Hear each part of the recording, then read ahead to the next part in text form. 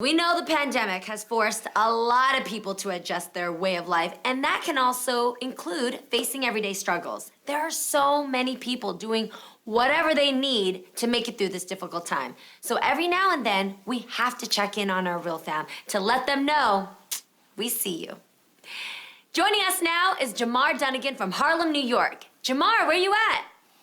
What's up? What's up? What's going on? How you guys doing? What's up? Jamar. Now, Jamar, before the pandemic, you started a nonprofit that mentors young men of color. Tell us about it.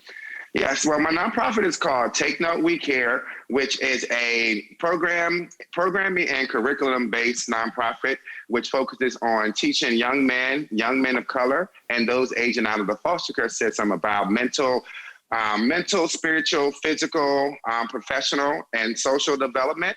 And it's all about teaching them life skills and just how to move forward in life. So, Jamar, I know that you come from, you said you were a foster kid yourself. How has that experience shaped your life? Well, like I said, I was born and raised in Charleston, West Virginia, and I was taken away from my mother at foster care at age 6.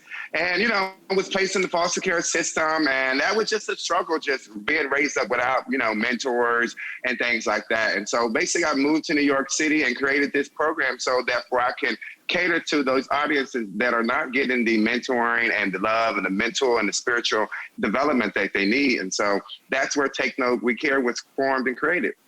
Amazing. Wow, well, we absolutely love that you're helping others who may be experiencing, like you said, the experiences that you had growing up. So what age groups do you cater to in this program? Well, I can cater to any age group. That's the beauty of caring, because you can customize to each experience. But for me personally, I focus on the age group just of 6 through 26 because I feel like those are the ones who need the most development. Actually, I'm sorry, 13 through 26. At 13 is when my mother's rights were taken away while in foster care. So I know for me, I needed direction. I was kind of out there. And, to be in court and to see your mother, crying and losing her parental rights, it was very, very tough for me. So I just remember my mom telling me to go on and to focus and to live your life, and that when I turned 18 that I could come home. And so that's why I focus on that age group. It's like the most needed. And so 13 through 26 is the main group that I like. Wow. I was able to do something at the high school, but that was more for high school students, and their age is about 16. Got it. And how has the pandemic specifically affected your organization? Well, when you're dealing with high school kids, it's like, they're all in school, and now these kids they don't have anything to do, and so it shut me down as far as schools. It shuts me down as far as etiquette, classes at restaurants. It shut me down as far as cultural experiences. And, these kids sit in Zoom classes all day. So the last thing they want to do is be mentored by some guy or some volunteer that they don't know. And so the pandemic has completely shut me down as far as everything. No fundraising, no mentoring, no nothing. It's just completely shut me down and wiped me out. Oh, my goodness. Well, how has that affected you personally? Well, I was going to say girl. But right. I don't know y'all like that yet. I'm your girl. Come on, you can say it. Listen. It's been tough. I mean, overall, foster care is really, I've had to keep a great spirit, a great attitude throughout my whole life. I'm always known for smiling and always moving forward. It's one of the things that I learned in foster care is about moving forward and keeping, good spirits up. And it's just shut me down. I was extremely depressed. I lost my employment. I do marketing and events for a living. And so, with COVID, I can't do any events. I can't go out to any clubs. I can't plan anything. I couldn't even plan my own fundraising launch for my nonprofit. So financially, it's just really had me in a bind.